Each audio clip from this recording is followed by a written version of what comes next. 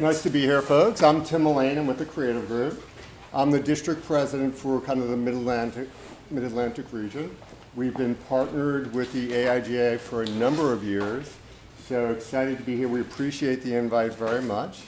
And please, I'm looking forward to the next 20 minutes. This would be good stuff. Now, what I like about your background, leaving work, finding new opportunities, staying where you are, hiring talent, very much important to what we do and what a lot of the attendees have been talking about. So what's the current landscape around the market? This is probably one of the best markets in all history for marketing, creative professionals.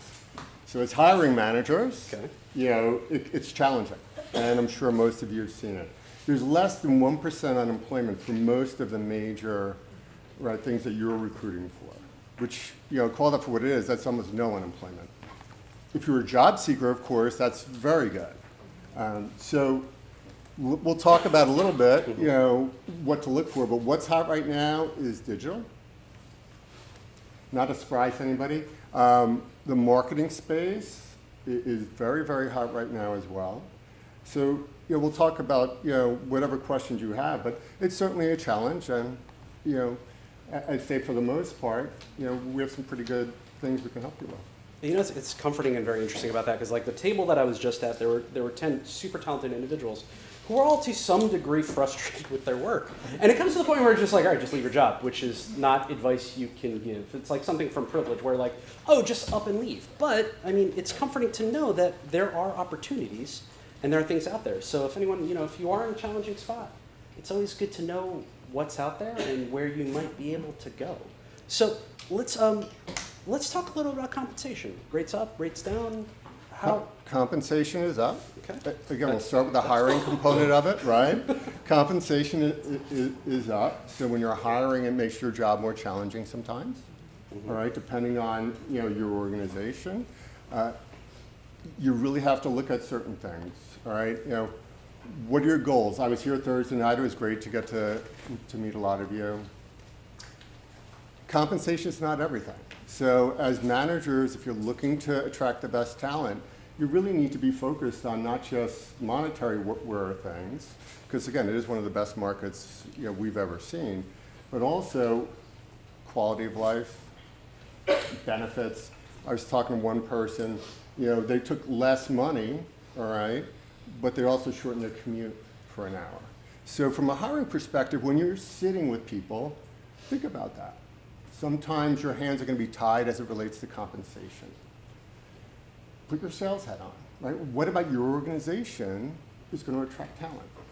And from the interviewee side, if you're looking, because salary is usually the first question when you talk to a recruiter. And I think some advice to talk about is never talk about a number, talk about a range. And where could some people go to get insight on the range for the roles that they're in? So whenever you're going through this process, either hiring or looking for a job, do research. Okay, that's the most important thing you can do, so you have a sense for what you should expect. So yes, a range is a good thing.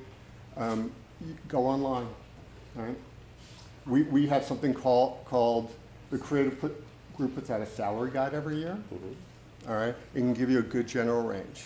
All right, the range will vary by skill set, also vary by location as well. Yeah, AIGA has one where you can get an idea, you can Glassdoor, or you just Google salary at X company, and you can kind of get a ballpark of what's going on with that. So aside from finance, what other things can go on the negotiating table? You talk about commute, talk about benefits. What else is up there?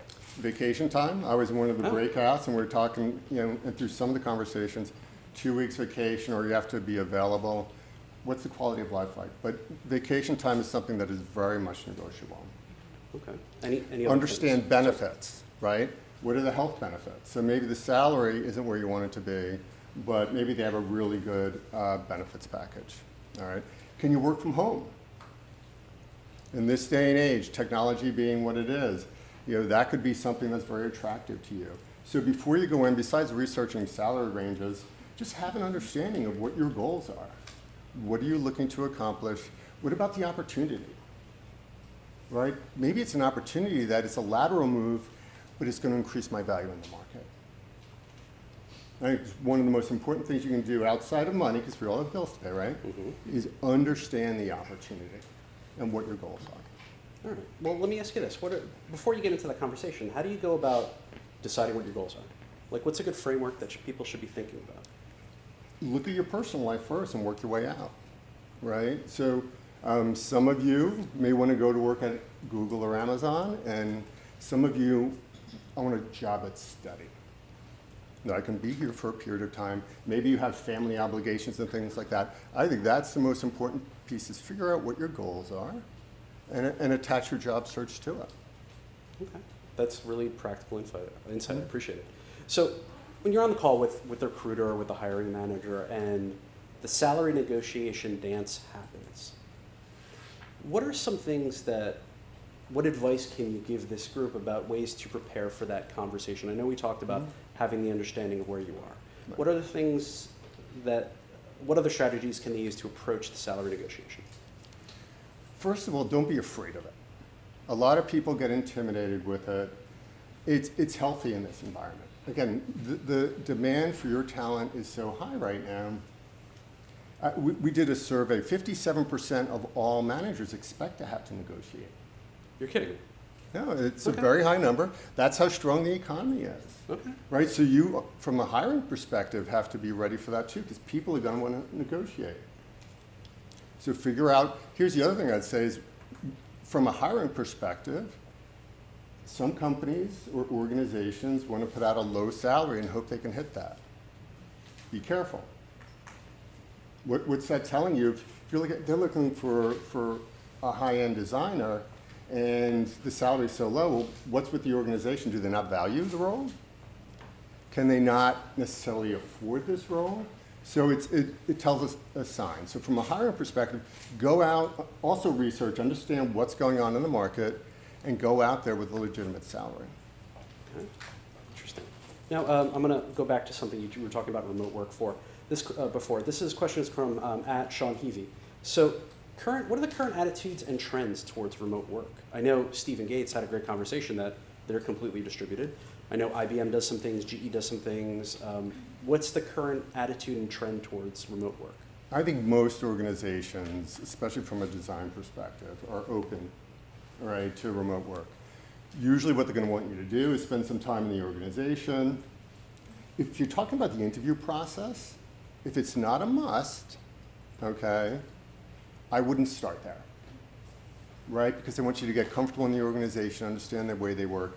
But for the most part, I don't know an organization that isn't open to it at some point. That's good.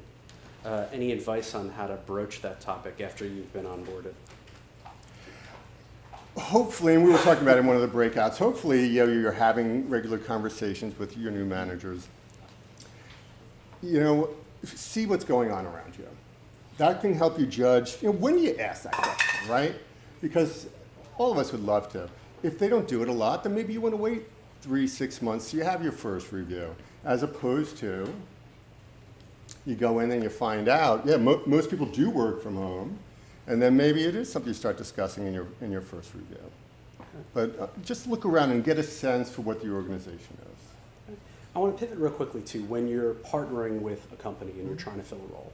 Can you walk us through how you build the job description or how you go about filling those roles?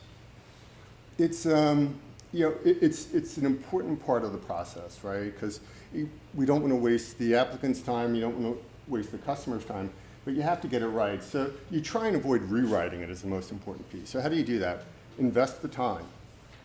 From a hiring perspective, when you're writing your own job order, forget when we do it, right? It's get all the details on there, but also break out what's the have to have. Again, it's a competitive market right now, and some of you may be able to pay more than others. Understand the have to have, and then build in the nice to have. Especially in the creative space, there's a very subjective part to what we're doing in the design world, right? So understand what you can afford, what you need to do to get the job done successfully, okay? And then make sure whether you're posting it yourself, you're using Indeed or some of the job boards out there, or if you're working with a recruiter, make sure you have a good understanding of what's most important. When you talk with the clients that you're building these job descriptions for, how do soft skills come up? Like portfolio is going to be something that's going to be completely subjective and to the hiring manager, but these applicants need to survive the culture. How do you have the soft skill conversation and what comes out of that? It's one of the most important pieces, right? Because again, in the creative space, more than anything, the work is subjective. Mm-hmm. The personality is a big part of it too. I think the personality almost goes along with the work. So one of the key questions I always ask is, what kind of people do well in your environment? Right, so agency oftentimes wants agency, corporate may want corporate. But it's a very simple question because oftentimes you're looking for somebody who comes out of a similar environment, right? So that will help you, and it'll help, certainly when I'm looking for people, what kind of agencies? That's what I'm looking for. Okay. Now, I know there was some recent legislation that happened about asking for salary and what you can divulge and what you can't. I'm hazy on that. Can you offer some insight, and how is that relevant to us? So again, I got to spend time with several of you on Thursday, and a lot of you, are in states where you're not allowed to ask any longer, what is the person currently making? Oh, that's helpful. Here are the folks from Pennsylvania. Philadelphia shot it down, but New York, Kentucky, you're not allowed to ask, right? So wage equity is an important thing, obviously. So how do you approach it, right? I agree. How do you approach that? Again, going back to the writing the job description, what's most important? You're attaching a salary to it as well. Go through the process. Can they do the job? You're going to reference them out to make sure they've done it. As long as they can do it at a high level, you've already priced the job. So this shouldn't be, I'm personally a supporter of it, but it shouldn't be a big deal because you have the role, you have the salary you're open to paying, so you base the hiring off of that. But the key is you cannot ask somebody, how much they make. Okay. When you are working with your clients, how do you coach them in diversity and inclusion? Fortunately, most of our clients actually understand it. Great. And even with our people, I have to walk them through. There's nothing wrong with saying, my team is, majority, men. I want to hire a woman. No, that's part of what our world's about, right? Is to help companies achieve that goal. So it's really driven more from the customer than it is from us. But I think most bigger companies understand it. Okay. This question is from @Kate Rees. Is there a need for generalists or specialists? What's the industry at? What's the temperature? Specialist. In what? So again, if digital right now is hot. Now look, we all know there's not production's coming that way, right? But digital's hot, marketing specialists are hot. Industry, again, agency loves agency, pharma loves pharma. So, some people want to diversify from a compensation standpoint, and that's what we're talking about. Compensation actually increases if you have a specialty. Oh, that's good to know. Now, when you're talking about outside of our area, possibly global, what are the global markets that are hot, that may be hiring, especially now remote work is a thing? Mm-hmm. Where are we going? Asia, Eastern Europe? We're doing most of our work. The creative group is still North America based. Okay. We started to get a good amount of work in Europe. Europe seems to be picking up. We haven't seen much coming out of Asia yet, but that could be us as well. But no, it's still, North America is booming right now. Okay, wonderful. I think we have time for one more question from the audience. We got something for time? Julie in the back. So when people get hired, often they keep their side gigs, their own design website. How do you deal with that intellectual property issue when you're going to work? It's tricky, right? Because that's in a lot of employment agreements that you're not going to do that. Full disclosure. I don't know. Most companies, as long as it's not a conflict, are fine with that. But it's all about full disclosure. You don't want to expose yourself by being in a situation. But yes, it is in most, at least in corporate, most employment agreements. Okay. One more.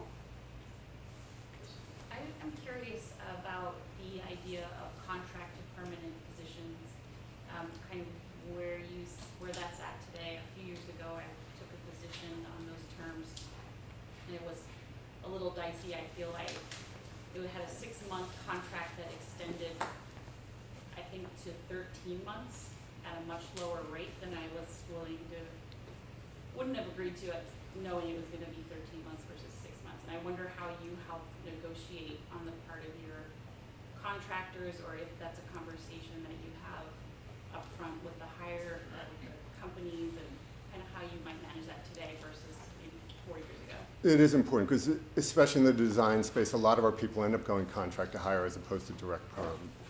Digital direct perm is very hot, but you're coming up to the graphic design side, a lot of it is contract to hire. So it is our job to negotiate that up front if we know that's the case, right? So to make sure the salary is matching back to the contract portion of it, not just for you when you were in the role of looking for a job, but from a customer perspective too. If we're paying you more, which can happen, but the conversion salary is less, that's on me unless it's changed, right? So it is my job our job to make sure we're talking up front. What you're getting paid here is what you're going to convert to. The 6 month to 13 month, that's unfortunate. That's more of a corporate thing now, because full-time FTE, companies will push it. But no, it definitely, the lower salary, somebody should have known that along the way. The other piece, 6 months extended to 13, that's probably the organization and their full-time headcount. Wonderful. Tim, thank you very much. Thank I know we're going to move on to Jen in a second, but thank you. Thank you.